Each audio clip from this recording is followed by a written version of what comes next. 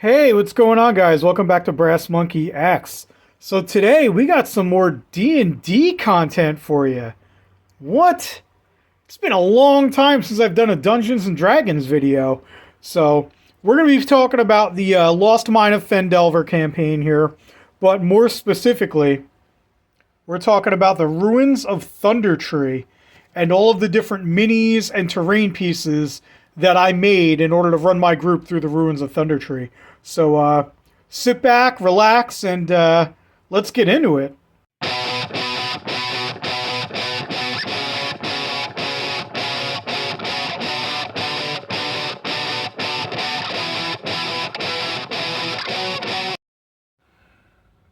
Alright, guys, so the first thing we're going to talk about here when it comes to the Ruins of Thundertree is the map. Okay, take a look at this map. Looks like any other map in D&D. You know what I mean? Looks just like the Red Brand Hideout map. Just about the same size. But you'd be wrong. Look at the top corner there. 1 square equals 10 feet.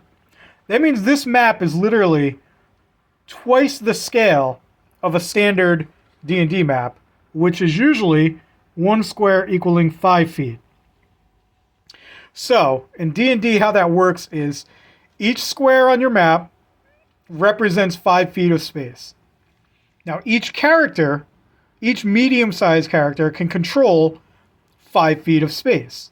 So, in the real world, if you want to make a map like this, which I've done, if you guys saw my last D&D video, I did the Red Brand Hideout. I actually made every room of the Red Brand Hideout out of foam. It's a really cool video. I'll post a link in the description down below if you want to check it out. I built the entire Red Brand Hideout. And it wasn't very large. I mean, it was a decent size, but I did it to scale, and it was playable on a normal size table. This one here, the Ruins of Thundertree, with it being every square is 10 foot. So on this map, instead of fitting 1 character in each square, you can now fit 4. Each of these squares in real space is 2 inches by 2 inches instead of the typical 1 inch by 1 inch. So it's literally twice as large. Now, my players, when we do smaller encounters, we can get away with doing Theater of the Mind. Like if we have a single encounter out in the woods or something, there's a couple of goblins, I can get away with it. But my players are very visual. I need to have some sort of visual representation. They all have their own minis that pretty much I made all of them. I print all my own minis. I make my own terrain because it's a lot easier for them to play it that way. They see it more like a board game and they can get a little more strategic with it when they have a map to play with. So, in order for me to make a map of this size, like I didn't realize the magnitude of this map.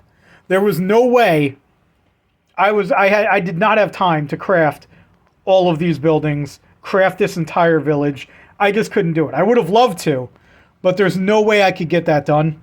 So what I had to do was I had to find a way to make a giant map. Now I have some smaller, I talked about this in a previous video. I use the those Cricut things that are laid out in a grid. My wife uses them for her Cricut machine. I use those as battle maps. I'll draw out maps and stuff. But in order to do that, I would have had to use so many of that. I didn't even have enough to do that. So my only option for getting a map of this size was to go to a print shop. I literally had to go to a print shop and print out a vinyl banner, like the kind of banner you'd see on like the side of a building for a grand opening or something like that. Like I had to get a banner made. So what I did was I got a photo off the internet of Thundertree. I sent that over to the print shop. They printed it out on a banner. And let me show you the size of this thing, guys. We got to go out here onto my floor in my basement. I can't even fit the whole thing in the frame here. Look at how big this map is. This is literally 5 feet across and 3 feet tall from the top to the bottom. That's how big this map has to be if you want to print it out. and use an actual battle map for the ruins of Thundertree. So for comparison, I put a couple of minis out here just to show you the scale of this thing. Down there, right there, on the bottom left, that's Radoth in his hut. Radoth the Druid. That is one singular mini. Look at how small he is on this map. Up at the top, we got Venomfang. Okay? That's a dragon. And look at how big that is on this map. This map is redonkulous. There is no reason why this map should be this big. It's crazy. Alright, we're back at my workbench now. So listen, if any of you guys are local and you want to borrow that thing and you're running Thundertree, if you live in New Jersey, let me know. We can meet up. I'll let you use it. Because it's crazy. I don't expect anyone to go out and have to print a map like that. Nobody else is so extra as I am. But yeah, that thing is nuts. We're actually thinking of like hanging it on our wall somewhere, maybe down in the basement here. I think that'd be pretty cool. Use it as like a big display piece. But yeah, that map, man, huge. I don't know. I went through so much trouble trying to do that. I don't know what I'm gonna do when we finally get to the actual mine. Like, let me flip through here and try and find it. That's Cragmaw Castle. We got that coming up next. All right, that I'm probably gonna build. I'm not sure yet. I don't know how much time I have. But when we get to the Wave Echo Cave, this is on that same 1 square is 10 foot. Like it's that same scale. I don't know what the hell I'm gonna do with this. This thing is gonna be so huge. And I'm not printing another map, man. That was a bit excessive. So I don't know. Maybe I'll just have to make a map of each individual room. I don't know. Maybe I'll just get a piece of paper, draw it out. I mean, there's what, 20 rooms in here? Yeah, it looks like 20 rooms. So I'll just have to make 20 individual maps, I guess, when we finally get to there. But yeah, just wanted to show you guys what I had to do to get that map for the ruins of Thundertree. Now, let me get set up. I'm going to put my camera on a tripod, and I'm going to show you guys all the miniatures and the terrain that I did make for this campaign. All right, guys, so the only piece of terrain I made for the ruins of Thundertree is this here, the ultimate dungeon tile. Now, you guys have seen these all over the place. They're pretty popular now. I think the first guy I've ever seen do it was Dungeon Craft. I don't know if you guys watch him. Pretty cool channel. Go check him out. But there's a lot of guys out there making these now. Basically, it's just a dollar store pizza tray and then 3 layers of dollar store foam, and you hot glue it together, and then you do the top just like you would make any other dungeon terrain. You roll it with a piece of aluminum foil. You could put some cracks in there if you want, scar it up a little bit, and then shape everything up just like I did here. This is actually super useful. I'm going to be using this from now on anytime my party comes across a boss encounter. So basically how you use one of these, if you've never seen one, you're going to put your big bad right here in the middle. Okay. Now this, I measured out so you could fit a large figure in here and then still have room around him to be able to fight him. So like basically, all right, let's just throw one on there. There's a small figure, well, a medium-sized figure there. In order to be in his melee range, you got to be in the red circle. Okay, so if you're in the red circle, you're basically melee range. So you're coming to attack him, you got to be in the red circle. Okay, it works the same way with a larger figure. You put the larger figure in there. As you can see, there's still enough room to get plenty of characters around there for melee. And then if you're outside of the red circle, the inner circle here, if you're anywhere out here, this is going to be your ranged attack range. Okay, if you're out here, you can do any ranged attack you want. So it basically simplifies figuring out the math of all the distances and everything. But really cool piece of kit. I think everyone, if you're into crafting, if you're a DM, you need to have something like this in your arsenal. It's going to be real handy for you. All right. Now, we're going to take a look at all of the minis that I made for this leg of the campaign here. So to start off, it's the ruins of Thundertree, man. You're gonna need twig blights. Okay, so I happen to have these two little guys. I got them in like a giant pack of miniatures that I bought off of Amazon one time. So I painted them up, but two obviously isn't enough. That's not going to cut it. So I went on a website called Colts.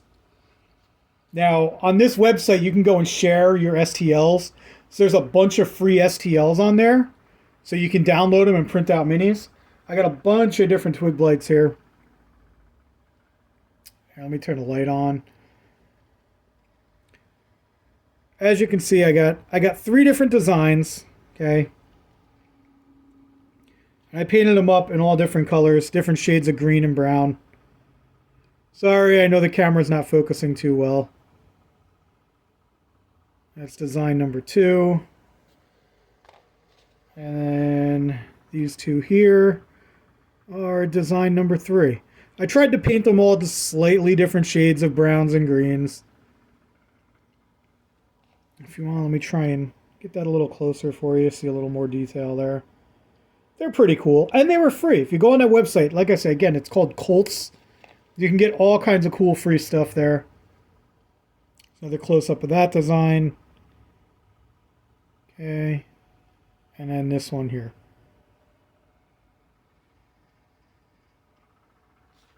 So, we got our twig blights.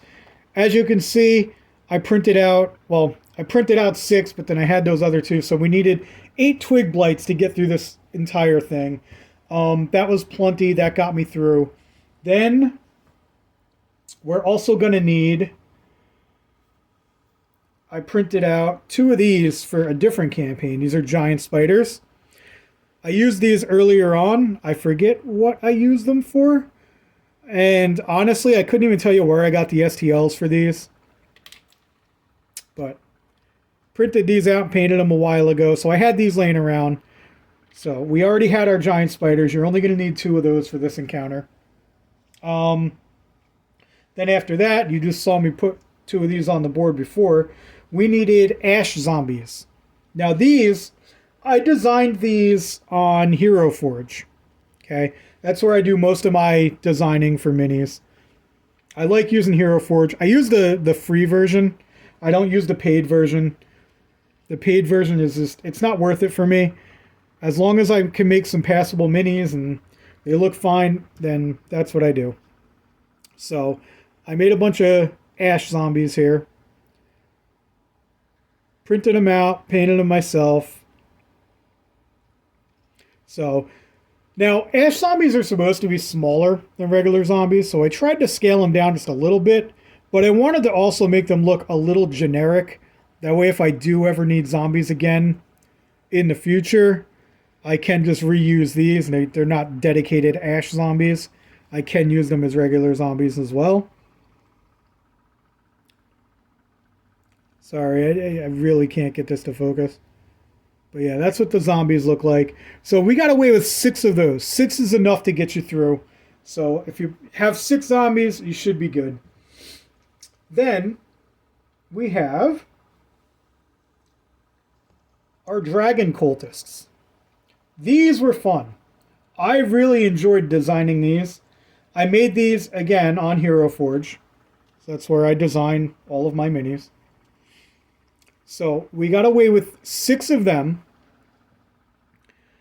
They all look the same. They all look like this guy here. I got their scimitars in there. Real cool looking. I like the way these guys turned out. And then, along with the cultists, we needed the cult leader. His name is Favrik. So to distinguish him from the other ones, I made him look a little different.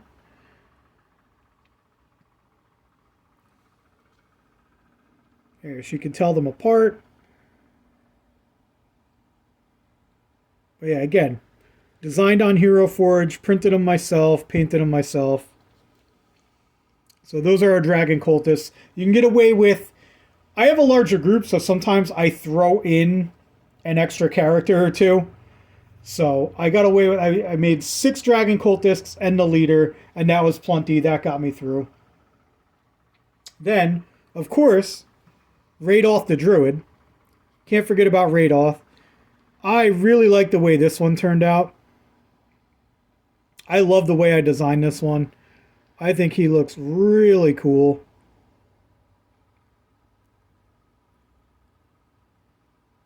The paint looks pretty good on this one too. I mean, I'm not the best at painting minis, but you know, I make them passable. They're good enough. They look like miniatures. They look like what they're supposed to. So, but yeah, I really like the way he came out. Hey, I kind of get it to focus here. Got that little squirrel down there. Yeah, he is cool right off the Druid. So you only need one of them. You might not even need him. So I just wanted to make him anyways. I thought he was a cool character. And then obviously, we're going to need the dragon. We needed to make a Venom Fang. Now, I can't make a dragon on Hero Forge. There was no way I could do that. So when I do buy minis, I usually, if I'm buying good miniatures, I'm buying WizKids. So this was a WizKids Young Green Dragon. Which makes sense because Venom Fang is in fact a young green dragon. So this is my Venom Fang. I had a really fun time painting this one. I really enjoyed painting this. I think it came out pretty good. My only issue is I enjoyed the look of this before I varnished it. Now after I'm done with all my minis, I usually go over them with a matte varnish just to protect them. As you can see, it looks completely different on all these other ones. It's not as shiny. These ones did not come out as shiny as the dragon did. I don't know if I just didn't shake it up enough or what. I really don't know what went wrong. I know it was a new bottle of varnish, so I'm thinking I just didn't shake it enough, and it came out way too shiny for my taste. I mean, it's fine. It'll still work. It looked so much better before it got shined up with that varnish. And I mean, I like putting the varnish on there. I like to have that varnish coat just to keep them safe. You know, I don't want them to get destroyed, but I don't know, man. I used the matte and it still came out super shiny. But what are you going to do? That's what happens. I think for now on, I'm just going to mix my varnish. I'm just going to do varnish and add a little bit of water to it to water it down. Maybe that'll help. I don't know. We'll see. But anyway, guys, if you like content like this, if you want to see more of my like miniature painting and stuff and my D&D terrain, I do a lot of that over on my Instagram channel. So there's a link to that in my description as well. Anytime I paint a mini or I print something new, I'm usually posting it over on my Instagram. I don't make a lot of videos about that because, like I said, I'm not too confident in my skills as a painter. I mean, like I said, I do all right. Man, I really like that one. But anyway, if you want to see more of my miniature painting and my terrain stuff, head on over to my Instagram. Check that out. But thanks for tuning in, guys. I appreciate you watching, and we'll catch you next time.